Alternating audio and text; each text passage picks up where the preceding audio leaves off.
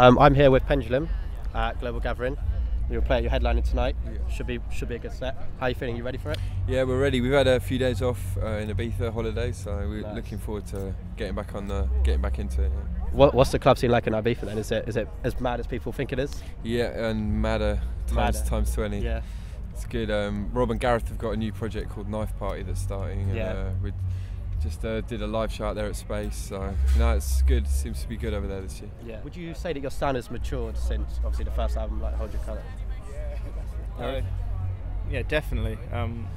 We get really bored of the previous thing that we've done, so we always kind of have to change it up. I think this time the reason we're doing this Knife Party side project is because obviously dance music's really taken a hold of us again, as we've, I guess, taken a bit of a departure from it from a while and done a bit of the old rock influence as well. Yeah. But right now dance music's really got a hold on us, so instead of kind of, I guess, like trying to put that back into Pendulum, we're kind of maybe just taking a break from Pendulum and just doing some more really underground stuff. Yeah.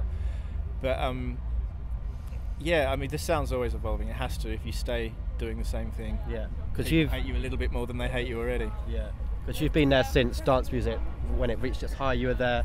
You've rolled with it, you know, like the last however long. Well, I wouldn't say we were with dance music when it reached its high, but I guess with drum and bass, the for kind example. of, yeah. But how has that like progression, like during those years? How has that journey for you been? Well, I think to do drum and bass live was the first hurdle. Once we got over that, I think the second and the third albums were aimed towards enhancing the sound and pushing it forward rather than just resting in the laurels and doing what we've been doing. And I think in doing that we attracted a whole new audience, the rock crowd, and then hopefully it's just the next album will be a progression, but we need a little bit of a break before we can Rob and Gareth can make that decision where we're going to go with it. But I think it's going to be along the lines of just heinous. It won't be ballads. And we still do a lot of DJing. Like last weekend we played in Space live, and then he went off the next morning to do a festival in Spain. So we're constantly DJing at the same time. Like that's, in a way, even though I guess back in high school and stuff we come from a live music background. Yeah. As far as our musical career in electronic music taking off, that started with DJing. So DJing is something essential to our cause, really. It's how we test out the music on the crowds. It's how we sort of, you know, we A&R our records with our audience. We test the audience with our songs as we're making them. So, and that DJing is essential for that because it's a lot more involved to play the songs live, and we don't play as many live sets as we DJ. So.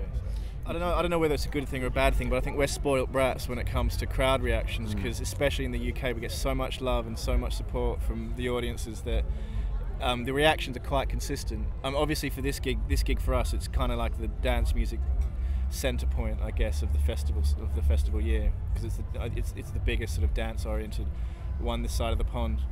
And you know, it's really important for us. So. It's more as well, like we have territories that are really good. So whereas we might not be so big in, say, France, we're huge in Belgium and Austria, and I think it depends country to country where it happens the best.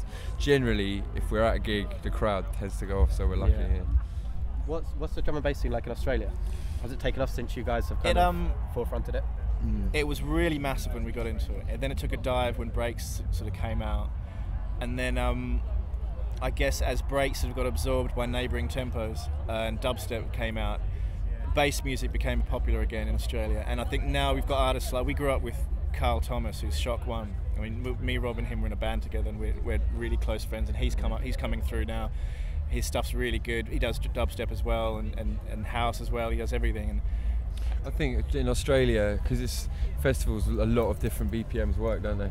I think drum and bass never went anywhere. Dubstep's now got huge. You've got the electro scene, and I mean, to be honest, you've got festivals in Australia where I guess like Global Gathering is something that you probably have one or two of these festivals that are like this. Australia has about 8 festivals that are just almost dance oriented. And they're massive in broad sunlight and in, New Year's Day and stuff like that. And so the festival culture when it comes to dance music in Australia is absolutely huge. What do you guys get up to in your valuable spare time? Well, I'm not. Well, I've got a dubstep record label, so I make beats. I mean, like mountain biking, basically chilling out. I mean, if we're not making music or relaxing, we haven't really done anything apart from that in the last 5 years. So it's been a busy. It's been busy, mate. It's been busy. Okay. We asked all our artists what is their favourite soup. Ah, soup. Do you have a favourite soup? Potato and leek, or maybe like chicken mushroom. Yeah, carrot and coriander. A Yeah. good minestrone is good. Yeah, minestrone, that's it. Is What about a Minestrone. lobster bisque? Is Nah, incredible. ooh. Yeah. Oh. Out of a Well, bread. No, out but of that's a bread just bowl. pretentious. It's not, it's Minestrone. That's street food in San Francisco, man. That's true. But minestrone is the cure any hangover. It's the ultimate food. Okay. Yeah. Well, before we start a big debate, we'll stick with Maybe minestrone for that. chicken minestrone. Well, like Yeah. with pulled chicken Bits or of pulled. pulled chicken minestrone. Yeah. Oh, you're making me hungry. I think it's dinner time now. Thank you very much. Thank you.